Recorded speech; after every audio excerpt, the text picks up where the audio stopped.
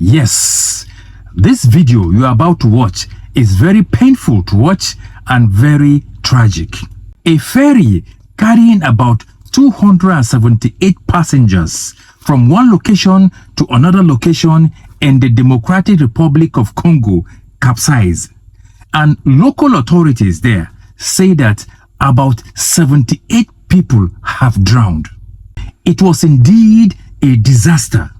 This is what happens sometimes when rules and regulations are flouted, because you can see clearly that the vessel was overloaded.